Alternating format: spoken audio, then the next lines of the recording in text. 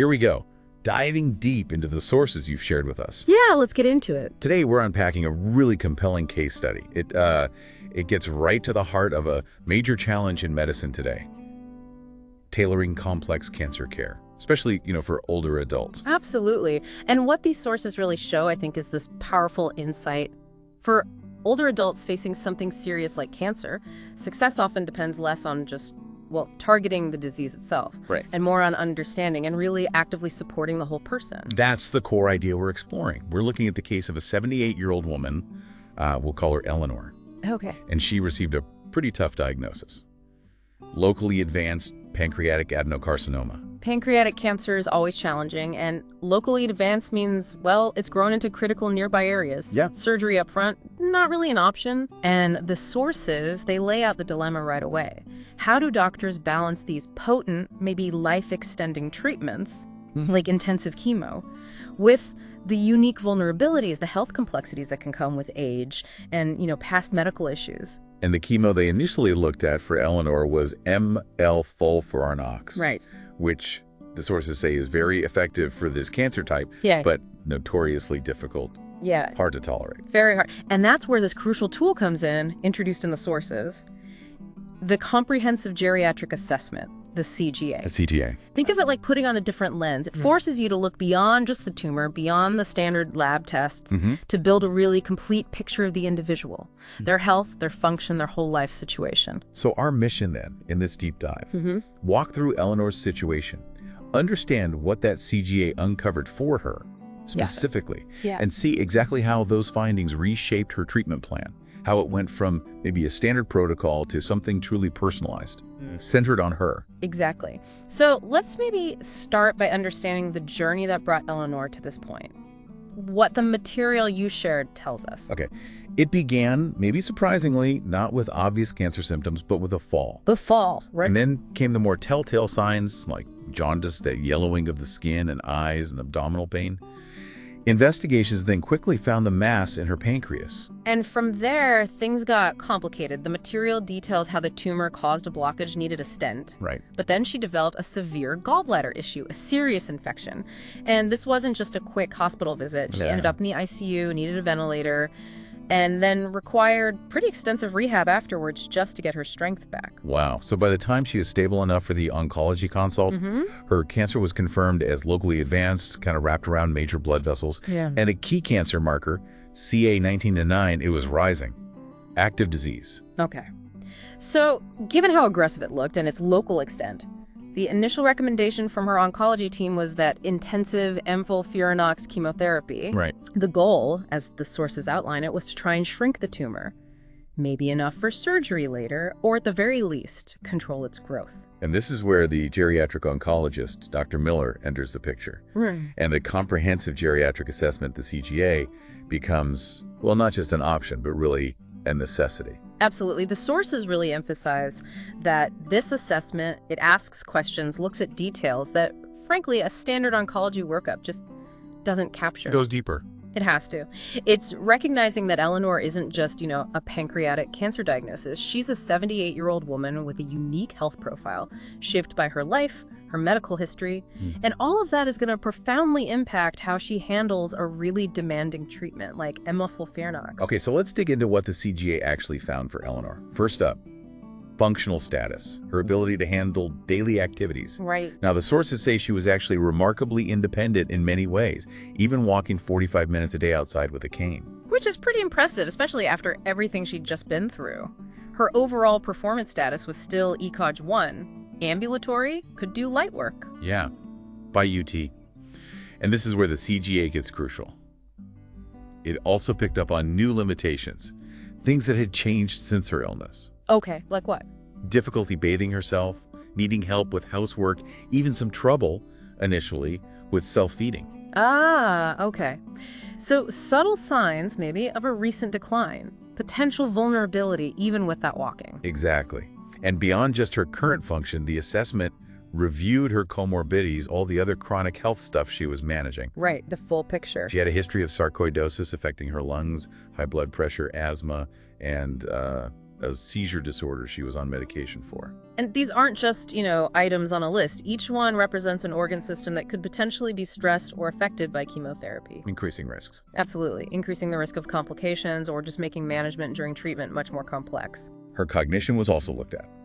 Now, while she seemed sharp during the appointments, the assessment captured that history of encephalopathy, that sort of brain dysfunction, confusion during her ICU stay, and also noted a tendency occasionally to have trouble recalling names.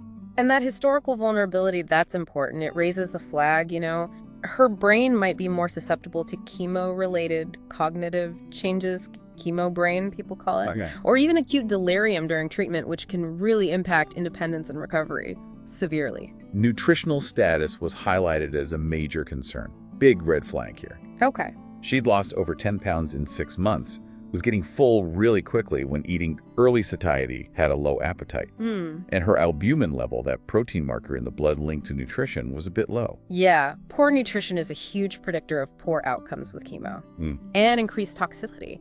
If your body isn't fueled properly, it can't cope. It just can't repair the damage from treatment effectively. Increases risk of side effects, hospitalizations. This finding alone is significant. And polypharmacy, meaning being on multiple medications. She was taking about 12 different regular prescriptions. Wow, 12.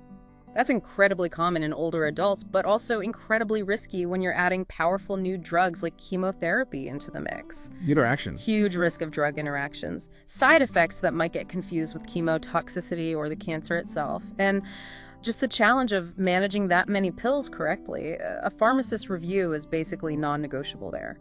The CGA also looked at her social support network. This is interesting. Crucial, yeah. She lived alone, felt loved by her family, but the sources noted she had limited practical help available for things like chores if she were feeling sick. Right. Who's actually there day to day? Exactly.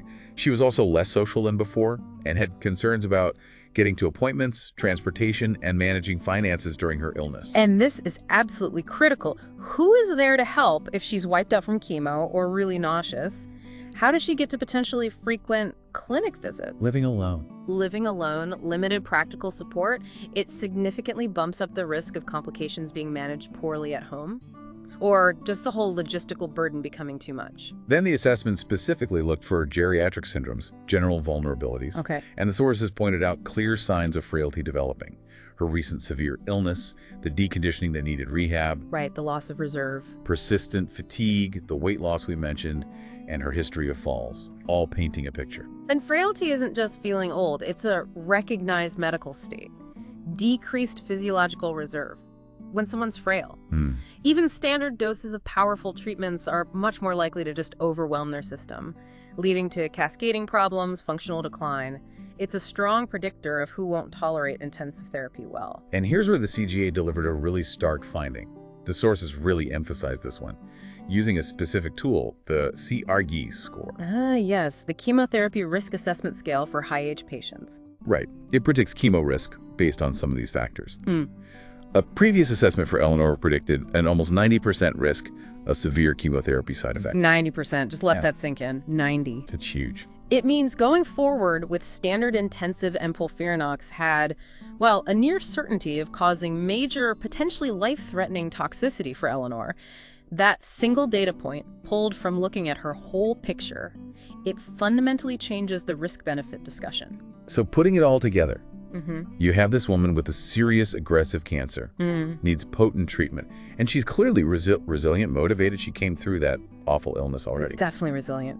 But the CGA reveals the full depth of her vulnerability. Significant frailty markers, the nutritional issues, that history of complex illness and confusion, the polypharmacy, limited practical support, and that almost guaranteed high risk of severe harm from the standard chemo approach. So the dilemma is acute.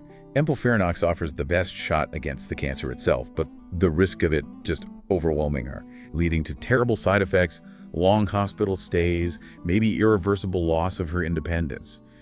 That risk was incredibly high based on this comprehensive picture. And what's so fascinating, I think, is that Dr. Miller's assessment, the CGA, it didn't just lead to saying no to treatment. Right, it wasn't just stop. No, instead, it provided this detailed roadmap for how to tailor the treatment, how to build in robust support to make some level of therapy potentially possible, and safer for her. Okay, so let's unpack those tailored recommendations, the ones that came directly out of the CGA findings.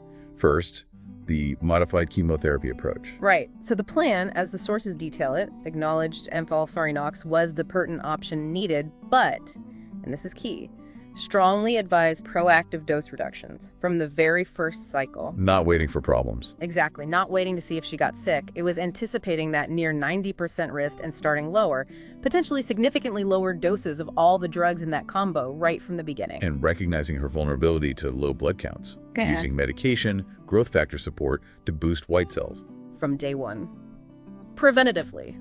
Absolutely essential given that high predicted toxicity. Okay. And crucially, the recommendation also included having a very low threshold to switch gears, to move to a gentler chemo regimen if she showed signs of struggling. So flexibility built in. Yes. Yeah. And the sources frame this perfectly, I think. Not as giving up or failure, but as smart adaptation, based on her individual tolerance and keeping the focus on quality of life.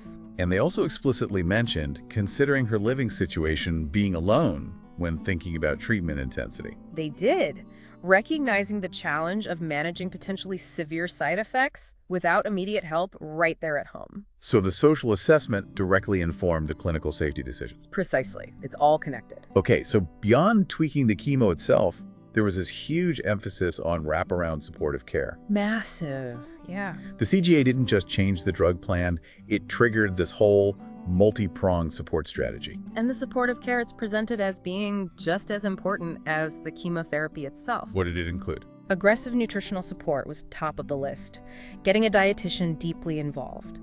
To tackle the weight loss, the poor appetite, that early fullness. Because you can't tolerate chemo without fuel. Exactly. You need the building blocks. Then, continued rehabilitation. Physical therapy wasn't just general exercise. No. It was targeted, specifically at rebuilding the strength and balance she lost after her big illness, and directly addressing functional issues the CGA found, like her difficulty bathing. Connecting the dots back. Directly. Medication management was key too, a full pharmacist review of those 12 meds, simplify, check interactions, ensure safety alongside the chemo. Makes sense. Cognitive monitoring was recommended, keeping a close eye for any signs of confusion, cognitive changes during treatment, given her history in the ICU. And the social support piece wasn't just noted, it was acted on. Right. Connecting her with social work. To tackle those practical concerns, transportation, potential financial strain, exploring options for maybe getting some in-home help if her needs increase down the line. So all these different elements, identified by the CGA, they created this necessary safety net, really, around the medical treatment. Absolutely. Acknowledging that her success wasn't just about the drug-killing cancer cells. Right. It was about her entire system's ability to withstand the process, maintain function, stay out of the hospital if possible. And throughout all of this, the sources stress the importance of shared decision-making. Critically important. Having those continuous, open conversations with Eleanor herself about her goals. Yeah, what mattered most to her? Was it pushing for every possible extra week or month, even with major side effects? Or was it about maintaining her quality of life, her independence, even if that meant a less aggressive approach? And ensuring she really understood that, given her high risks that the CGA brought to light, the primary objective for the team kind of shifted towards controlling the cancer, yes, but vigorously preserving her quality of life and function. Not necessarily aiming for that maybe low probability surgical cure at extreme cost. It's about aligning the patient's priorities with the clinical reality that the assessment revealed, making sure everyone's on the same page about what success looks like in her specific situation. And the plan involved Dr. Miller staying closely involved, working alongside the main oncology team, ready to adjust things as needed based on how Eleanor actually responded. In this case, as your sources laid out, it's just such a powerful illustration of the bigger picture here. How so? It shows so clearly that for complex patients, particularly older adults with cancer, a one-size-fits-all approach isn't just like suboptimal. It can be actively harmful. Yeah. A deep holistic assessment like the CGA isn't some optional add-on. It's fundamental. It's essential for making wise, compassionate decisions. It's about moving beyond just protocols based on, disease type or age group. Right. And truly centering care on the individual, their strengths, their vulnerabilities, their values. It requires balancing the incredible power of modern treatments with, well, clinical wisdom and really robust support systems. And the CGA provides that essential framework to see the whole person and then build a treatment strategy that respects all that complexity. So, bringing it back to the listener. Yeah. Why does this level of detail, this whole story, matter to you? Well, Eleanor's story really underscores that medical decisions are deeply personal, especially when you're dealing with multiple health factors or challenges like she was. It highlights that your overall health, your support network, how you're really managing at home day to day, and what your priorities are, all of that is absolutely critical information. Your healthcare team needs it to give you the best possible care tailored to you. So based on what we've seen in these sources, maybe a key takeaway is be an active participant in your healthcare conversation. Absolutely. Don't hesitate to share the real details, how you're really feeling, your energy, your appetite, any difficulties at home, who helps you out. All of it. And ask. Ask your doctors, your nurses, about all the kinds of support that might be available. Beyond just the pills or the chemo. Things like nutritionists, physical therapy, social work. Yeah, tap into those resources. They're often there. Okay, so final thought here. The sources show us this incredible level of detailed, individual assessment needed just for Eleanor's complex case. It's a lot of work, yeah. What does this tell us about how medicine is evolving? And maybe about how we should even define success when we're treating complex illnesses. Is success only about shrinking a tumor on a scan? Or is it about helping someone navigate a really tough illness while preserving their ability to live the life they value? It really makes you think about, well, the full picture.